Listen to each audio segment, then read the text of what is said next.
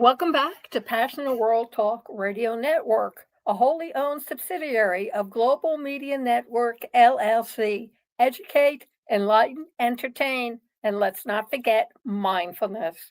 On today's episode of Lest We Forget with Lillian Caldwell, we are taking an opinion piece from Hippo, HIPPO Rees. And the title is Trumping the Executive Branch, a brief history of presidential overreach and the failure of checks and balances. And it's written by Cameron, Cameron Espenzo, Espinoza.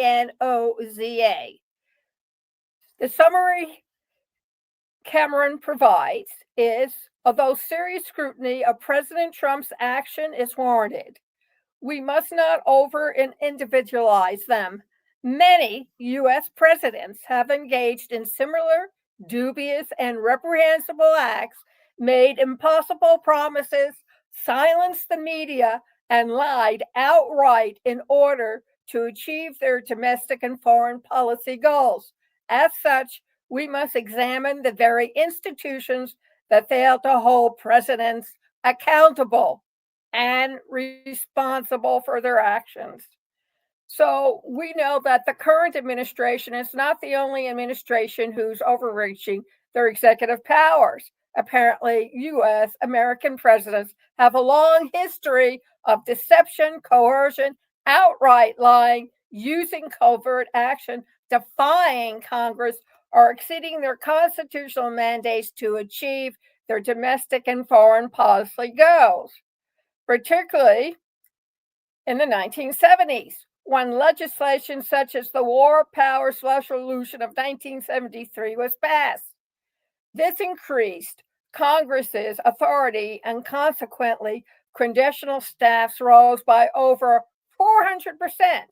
Meanwhile, public trust waned, especially in the Nixon years. As a result, Congress is a greater position to examine and formulate policy. With the advent of the internet, the American public has gained the ability to access a backlog of statements by politicians instantaneously, as well as information from thousands of news outlets. The creation of the civil rights movement and of the United Farm Workers are examples of civic actions which translated into legislations.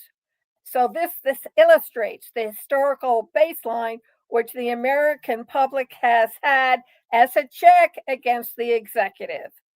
There are, however, more examples of presidential overreach and acquiescence on the part of Congress and sometimes of the American public.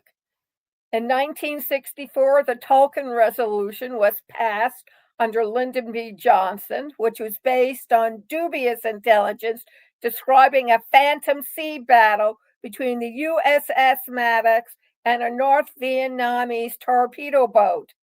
The resolution granted Johnson extensive war powers and significantly expanded the scope of the Vietnam War. Ironically, Johnson spent much of 1964 campaigning on a peace platform. In his speeches, Johnson repeatedly told the American public, quote, some others are eager to enlarge the conflict. However, we are not about to send American boys 9 or 10,000 miles away from home to do what Asian boys ought to be doing themselves. We don't want to get tied down to a land war in Asia. So, vote for Johnson was a vote for the de escalation of the Vietnam complex. Yet, 1 year later, 3,500 American troops were sent to Vietnam. The number of troops Johnson sent to Asia would eventually exceed 500,000. At the time, the 1964 resolution didn't have a lot of scrutiny on the part of the legislative branch. The House voted unanimously on the resolution, with only 2 dissenting votes, which emerged from the Senate. Johnson went on to say that the resolution, because of the broad scope of the powers it granted the executive, was like grandmother's nightshirt. It covers everything. Then came the Iran-Contra affair, represented by President Ronald Reagan's most notable act of deception. In 1982, Reagan sold weapons to Iran in exchange for hard cash and the liberation of American hostages in Tehran. He used the money from the arms sales to fund the anti-government right-wing militias known as the Contras in Nicaragua, thereby advancing his commitment to containment involving neither military intervention nor significant military budget increase. In doing so, the administration bypassed Operation Staunch, which banned U.S. arms shipments to Iran, and Congress by orchestrating a money transfer between Israel and Stanford Technology Group's international Swiss bank account, while exploiting loopholes in Bolin 1 and 2 legislation passed by Congress to restrict funding for the Contras. Furthermore, this contradiction the administration's message to the American public. Just days before the deal with Iran, Reagan stated, quote, "The United States gives Iranian terrorists no rewards. We make no concessions. We make no deals," end of quote. The way in which Reagan administration went about gaining support for the Contras was equally dubious. In 1983, he created an institutionalized propaganda department under the National Security Decision Directive. This organization leaked favorable selective information to news outlets and staged, quote, over 80 publicity stunts to influence public and congressional opinion before upcoming Contras and votes, unquote. Reagan initially denied any knowledge of the affair, though he did eventually admit to violating Bolin 1 and 2. Congress absolved him of deliberately lying to the American people despite evidence to the contrary. The few that received a conviction for their involvement, yes, they were pardoned by George H.W. Bush. His son, George W. Bush, also practiced deception through fear-mongering and outright lies to Congress, to the American public, and to foreign governments when he vastly exaggerated the threat posed by Saddam Hussein by claiming that the Iraq president had weapons of mass destruction in his possession. Despite thin and unreliable evidence, lack of international support, and skepticism in Congress, Bush was able to obtain congressional approval for the 2002 National Security Strategy by deliberately timing the debate before midterm elections. The Bush government recognized that, quote, it was risky for members of Congress, especially those who were in tight re-election races, to oppose his administration on an issue of national security. The reason why these presidents felt they could not openly and honestly pursue their foreign policies vary. However, in each of the aforementioned cases, the presidents lacked full congressional support, and they felt they were preserving national security and were driven by a sense of immediacy and necessity. Motivation for these types of acts include the preservation of international order, the upholding of American credibility, perceived aggression, institutional constraints, and the experience of recent conflicts. In 1973, Congress did pass the War Powers Act to stop future Vietnams, although the conflict there was ongoing. But presidents have since largely ignored this check on their power. Furthermore, instead of challenging the president, Congress has used its extended powers for grandstanding and feigning activism in times of crisis.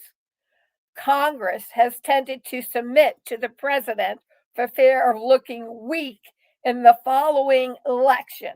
Opinion. So, when the atomic bomb is dropped on the U.S. from Iran because our current administration threatened them with bombing them, remember that quote. The Congress was afraid of the president and looking weak in the following election, which are midterms. These actions, as well as increasing campaign promises and bleak pictures of domestic and international affairs, have contributed to deep seated cynicism among the American public. Think about our current administration's grim portrayal of the United States and its simple promises to resolve the issues of the day, solving our immigration issues with Central America and Mexico by building a wall. However, he's not the only one. JFK, in his 1960 presidential campaign, terrified the American public by speaking of a security gap in order to boost his election bid. And Ronald Reagan argued, much to the chagrin of Henry Kissinger, that under President Ford, the United States had become number two. Furthermore, these presidents ran on a platform of unattainable ideals, facial solutions, and nonspecific policy promises rather than pragmatism. He goes on to say that he has pointed to several well-known examples in history only to demonstrate the fact that American presidents have a tendency to present, quote, the American public with a simple-minded, cost-free view of the world, that they often disappoint the American public early on.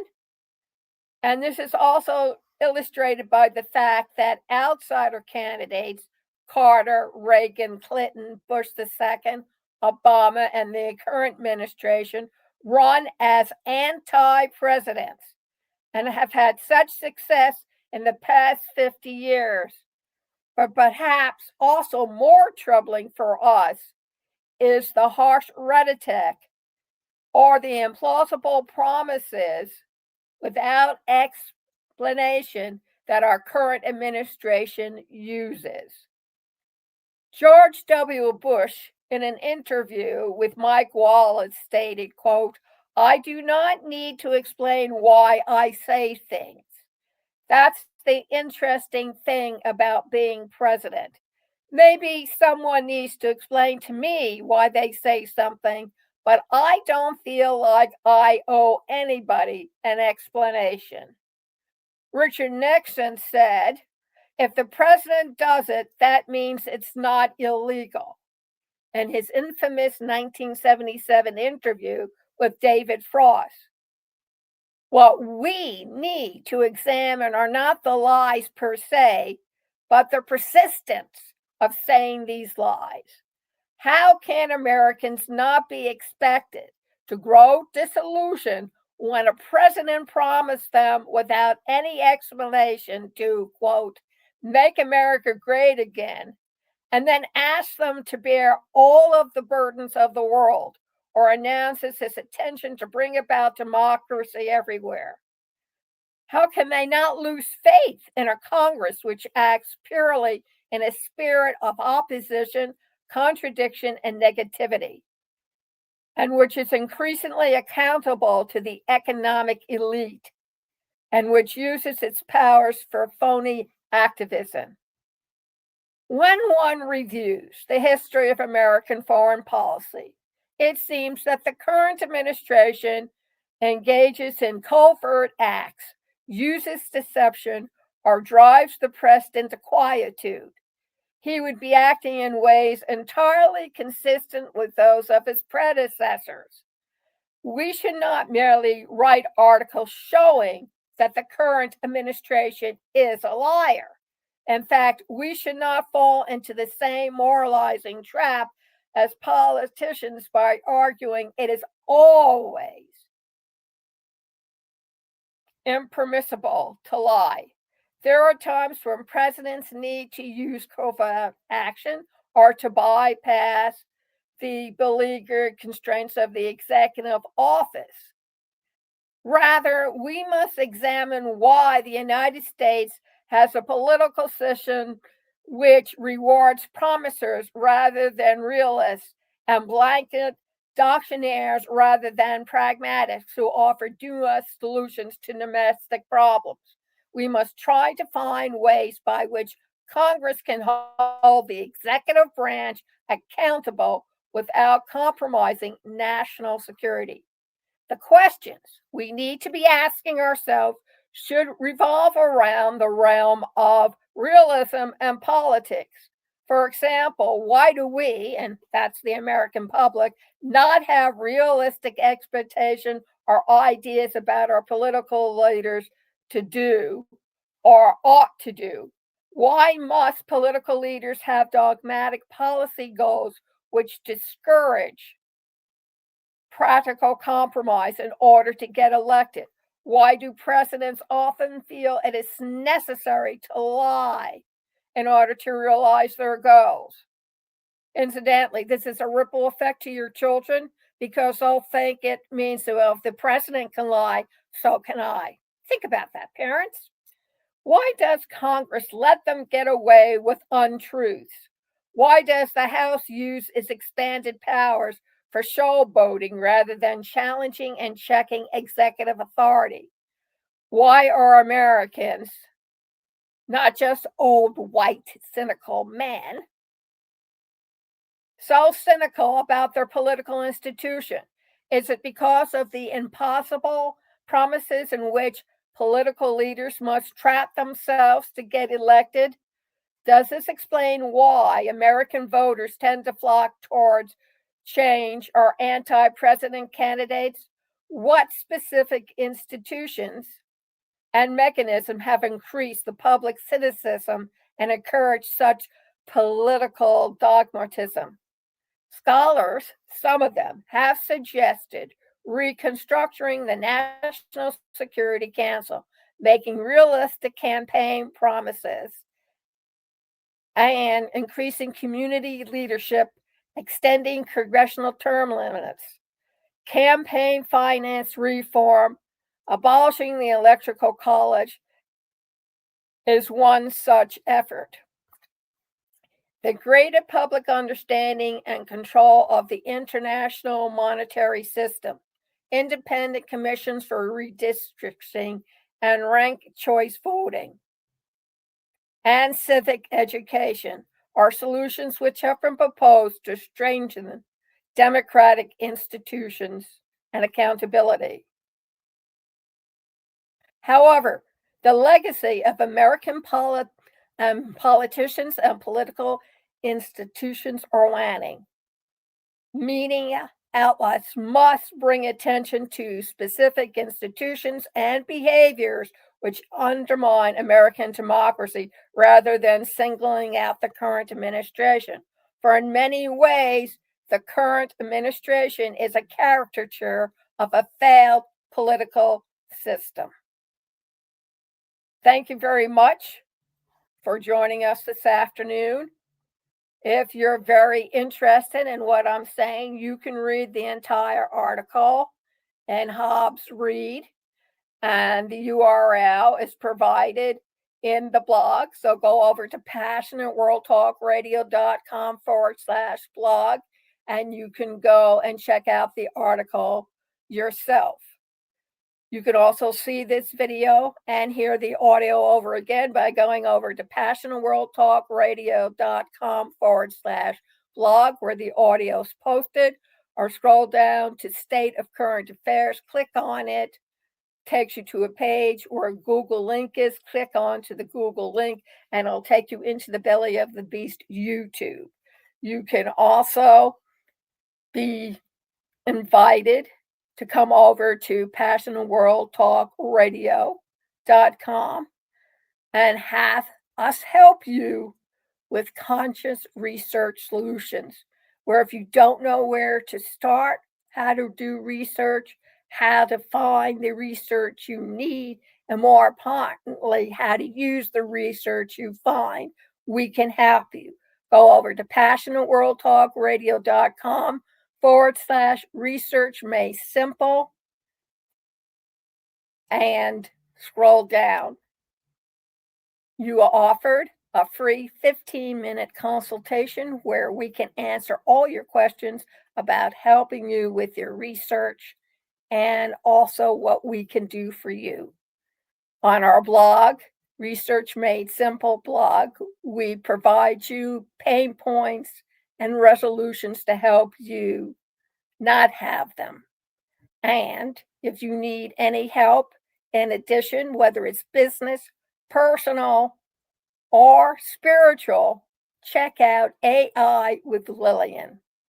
It will take you over to the webpage of ruby.ai, read the testimonials, see how it works, and then sign up for a monthly subscription. It is not going to go away, artificial intelligence. Your children are going to grow up with it in the form of robots. Thank you very much for listening. And if you really enjoy special reports, lest we forget, chatting with Betsy, political and sports commentaries with Dan Riley, please donate.